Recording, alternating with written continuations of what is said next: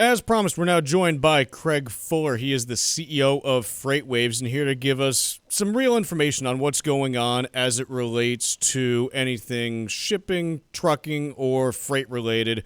Craig, how are you today?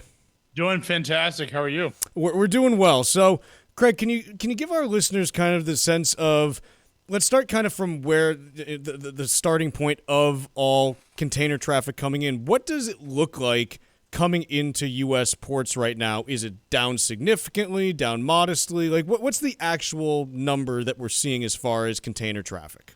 Yeah, so it's a 35% drop in container traffic into the ports of LA. Across the country, we're projecting that to be pretty consistent as the trade war starts to impact a little bit less so on the East Coast. You may see as much as a 20 to 25% drop of volumes on the East Coast, but certainly, what we're talking about is a very significant drop in international container movements. Given the transit times for those container ships, is this something that you're seeing even projecting out another 2, 3, 4 weeks, or is this just, a 1 to 2 week interruption at those levels? No, I mean, currently the volume just isn't being replenished. And so this is what we're talking about is a COVID level shock to the freight economy, particularly imports, that is going to continue to exacerbate until there's some change in policy. And so this is something that, at least for now, looks to be intermediate. And I wouldn't say permanent because we know it won't be permanent, but something that's going to continue to plague the industry for weeks, if not months.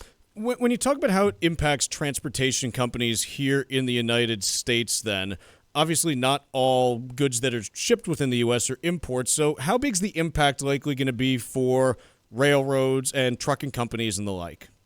Yeah, so broadly, direct imports represent about 20% of all freight handled in the United States.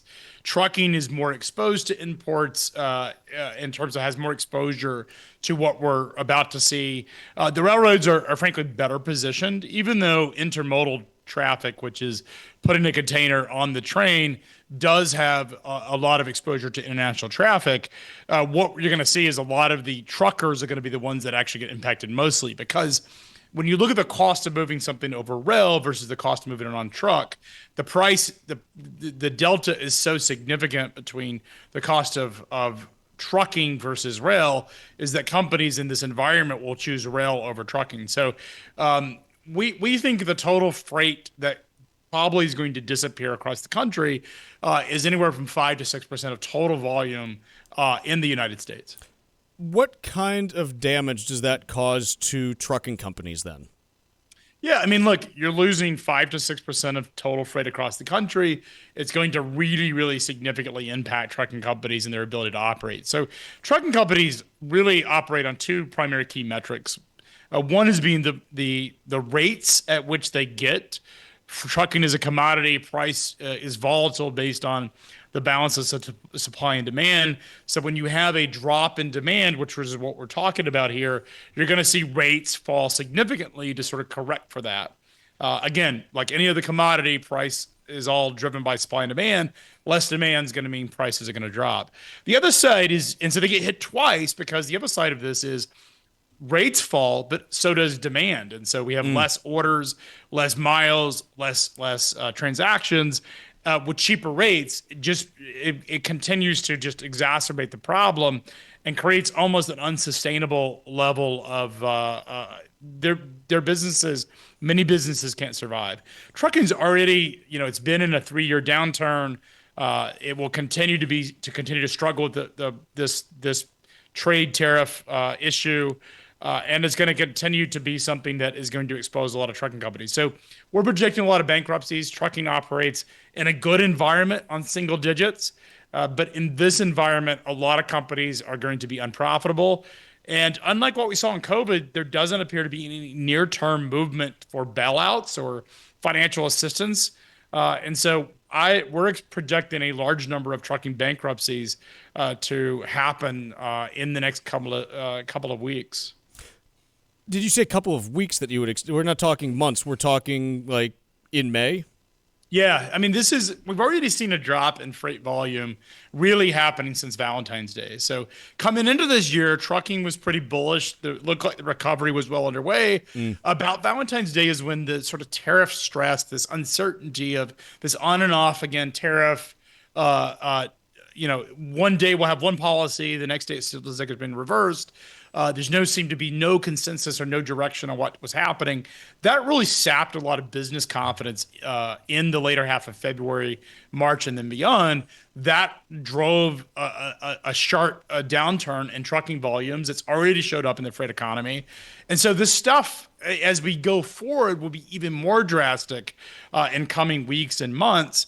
And so companies that have been living in one of the worst downturns in history, the Great Freight Recession has been going on since 2022, are just going to find it being that much harder to continue to survive. So we are already seeing bankruptcies; those will continue to pile up, and I think this will be a factor for certainly in the next couple of weeks, but certainly beyond that. And as long as we have this trade war with 145% tariffs on China, it's just going to be that much more difficult for companies to survive.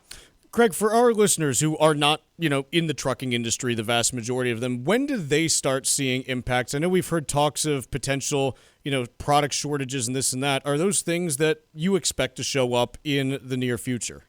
Yeah, I think it's going to be intermittent as you move into sort of the early parts of the summer. So you could start seeing shortages of specific types of products in early June. So maybe there's a color preference or a product type preference or a brand preference. You may not find those. The selection will start to diminish in June. As you move into the later part of the summer, and we're talking really July and then back to school, that's when I think most folks will start to realize that there are much bigger issues at play here. That's when inventory shortages will probably start to rear their head because that's the next major shipping season. So shipping freight markets work typically a calendar before, sort of a season before. So if I want to get products in the store, I need to move it into my distribution centers and into my retail locations anywhere from 60 to 90 days before those products are going to end up truly in season. So what we're looking at right now is the first time that most consumers will probably notice it will be back to school.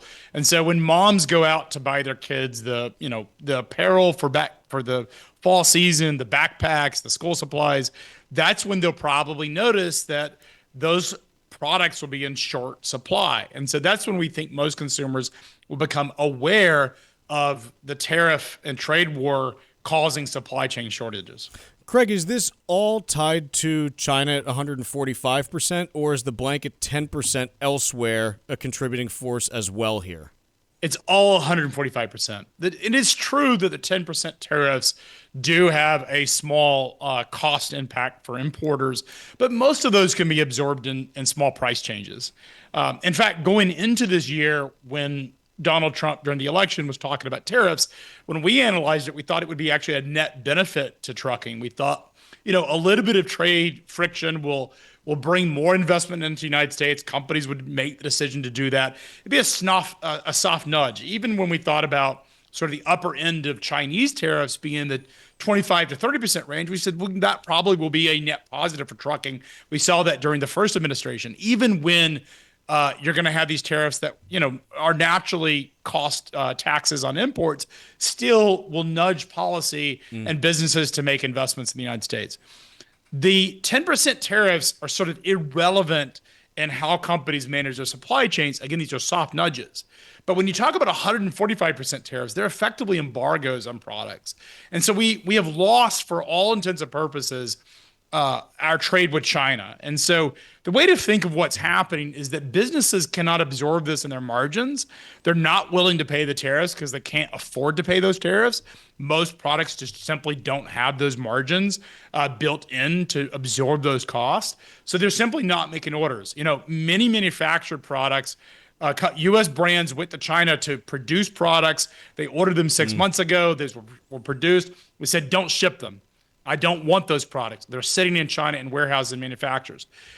What's also happening is companies that are thinking about the holidays are not making new orders, and that's where the shortages are really going to show up as we move to the second half of the year. Craig, we got 30 seconds left, so need to be a little quick, but is there still time to salvage that second half of the year, or are we getting to the point where it's kind of baked in at this point? No, I think we have about at most a 60-day window. So if we don't have a trade deal resolved with China, and I'm only talking China, by July 1st, that's when I would start getting really nervous about the second half, both the economic impact, but also the holiday shopping season impact. Very good. Craig, appreciate you joining us. I'm sure you're busy and everything, but appreciate you making the time, and thanks again for all the information today. Thanks for having me.